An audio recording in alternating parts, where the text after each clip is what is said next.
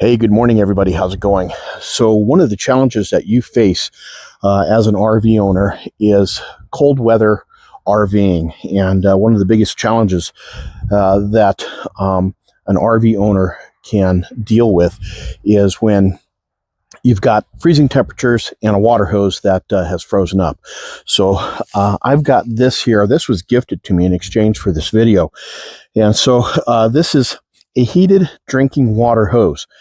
And this is the small section. This one here is 15 feet. And it's dirty and kind of all cattywampus right now because I used this on my last trip when we were in Oregon last month. And it actually worked fantastically. We only had a couple of days that were below freezing, but it only takes one day of below freezing temperatures to ruin a water hose. So I also have here a 50-foot hose, and both of these are 5/8 inch hoses. This one here has not been pulled out of its provided strapping yet, but I want to kind of take a look at these and go over some of the features of it real quick and tell you how it works. So first off, this is how you receive these hoses. They're all coiled up. They've got these Velcro straps that go around them to hold them in place. And it has this on the power end here. It's got a cord and a plug in here. It's got the control panel. It's kind of hard to see right now, but there's a little red light that's on right here. And that light indicates that there's power going to the hose. The hose is heating up. And there's two reasons that I've got this hose plugged in. One is that there's some residual water in there. And this hose has been sitting in my garage. And even though my garage is heated, there's a chance that this hose may have gotten frozen overnight. And so I want to make sure that as I uncoil it, it doesn't damage the hose. Plus, heating the hose up for 5 or 10 minutes before uncoiling it makes the hose a lot more pliable, makes it easier to work with. So also in the box comes this little pouch. And inside this pouch, you've got a male-to-male connection here. And you've got a brass fitting here so that you can hook it up to your RV. There's a couple of extra gaskets in here, and there's some Teflon tape in here so that you can put tape around any of the threading here if you want to create a better connection. Usually when you have a gasket, that better connection isn't going to be necessary, but you know, better to have and not need than need and not have. Also in the box here is this this insulation that you can wrap around the connections, and it actually works really well going into the hose here. Excuse me. If you have an adapter to your hose here, matter of fact, I use this guy here to take a little bit of pressure off of the fitting up there, and so I would wrap this around both this and the hose as it connects. Now, when you receive the hose, you'll notice that both ends are female fittings. So when you open this package up, this guy right here, you've got the male to male fitting, and that means that you can make either end of this hose a male fitting and the other end a female fitting. And the reason they did that is so that it allows for some additional flexibility on which end is going to be your plug-in end. Now, I've got an extension cord that's running through my RV here. I've got it plugged in on the other side, and I'm going to set this one off to the side here. Now, one thing that you'll notice is not only is there a power light on here, but inside is also lit as well too. So you can tell without having to pick this up, you can tell just by looking at this end here, when it's lit up, it's got power. Now, there's a safety measure inside the control piece here, and that safety measure is if there's any sort of anomalies in your power system, it's automatically going to trip itself. So you can test it with this little test button here. The light goes out, but this remains on. So if you have any questions, if you have any concerns, always come out, check the power light, and if you need to reset it, all you do is just push this button again, and that light goes back on. The power is going back to the hose, and it's going to start reheating the hose up again. So I'm going to put this back in here because I already have that fitting on this hose over here. Now, you can actually feel the heat of this thing. It's good from temperatures around 50 degrees Fahrenheit to temperatures to negative 40 degrees Fahrenheit. And now, I haven't camped in negative 40 degrees before, but I have camped in 5 degrees and 10 degrees before. And believe it or not, that was in Arizona. And it gets really tricky. You got to remember to disconnect your hose from the water supply line. You got to blow your hose out so that no water freezes up in your hose. And you might even have to stow your hose inside your RV itself, inside your cargo storage. But with this here, you don't really have to do that. So let's disconnect this here. And I always connect both ends of my hose when I'm done camping. And that way, if there's any residual water inside of the hose, it doesn't go flowing all over the inside of my RV. I learned that one the hard way. All right.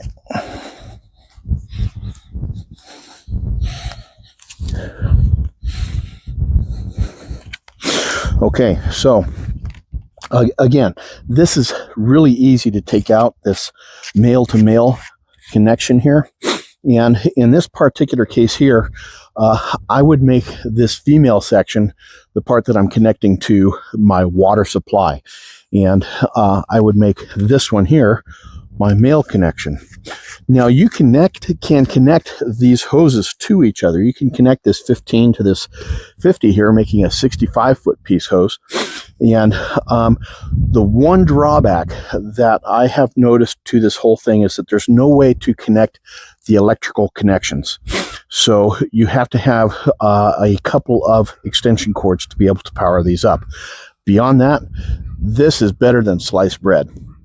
Now, you'll see that there's this little pigtail here, and this pigtail is so that you can attach this. You can use zip ties, or you can actually include it inside, wrapping this around your attachment here.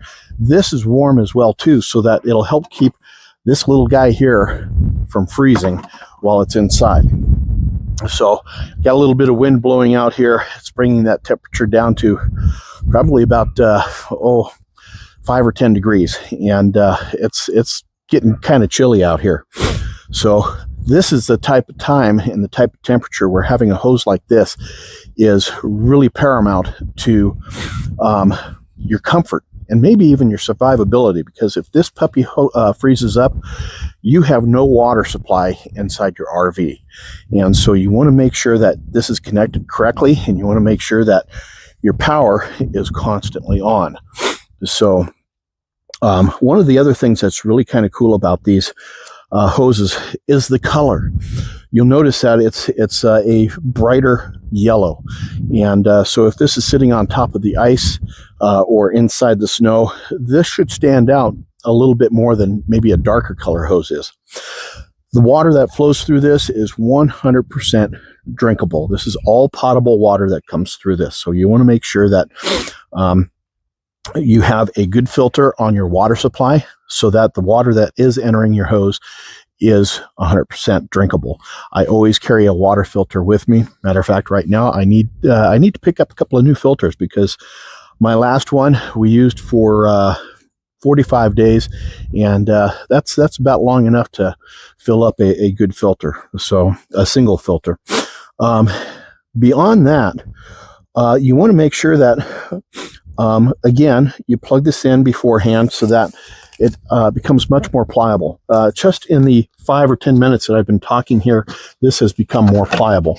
So I'm going to attach or connect this water supply hose to, or this little connector to my city hose here.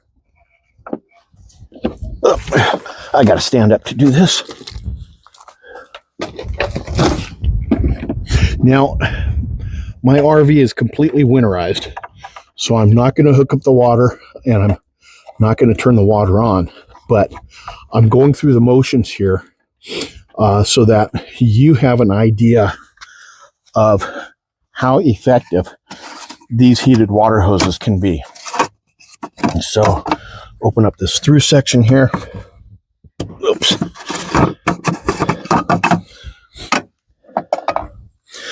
All right, so I'm going to take this pigtail section. I'm going to feed it up through my water supply area here. Let's take this box out of the way. I'm going to connect it to this little guy right here. And you want to make sure that this is nice and snug. Now, even though this door is going to be closed, there's not a lot of insulation value to this door. So you want to make sure that you bring this, let's bring this over here, like this. There we go. You want to make sure that you wrap this pigtail inside this insulation here so that this little connector is providing heat and insulation to the, let's see. Oh, there we go.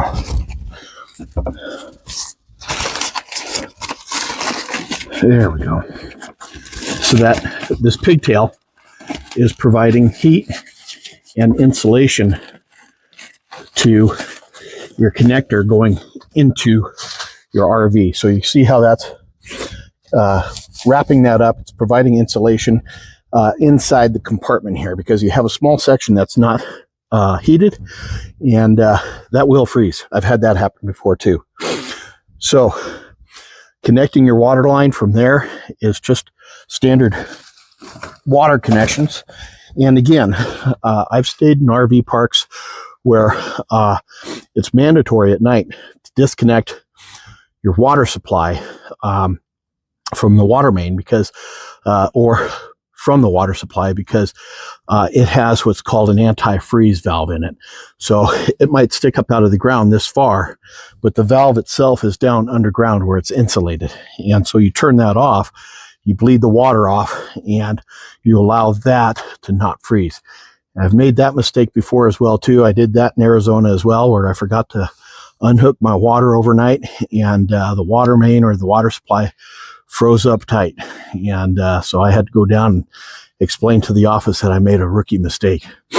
And we all make mistakes. So just fess up to it and move on. So now this water hose is hooked up. Water supply going into your RV is not going to be frozen. And it will actually be a little bit warmer going into your RV than your standard water supply. How much warmer? It might be noticeable, but it might not too. So don't expect that it's going to come out boiling and ready to make tea or coffee. That's not going to happen. It's going to come out like water. There you have it, guys. Have yourselves a fantastic day. We'll catch you on the next video. Until then, cheers, everybody. I'm going to go warm up now.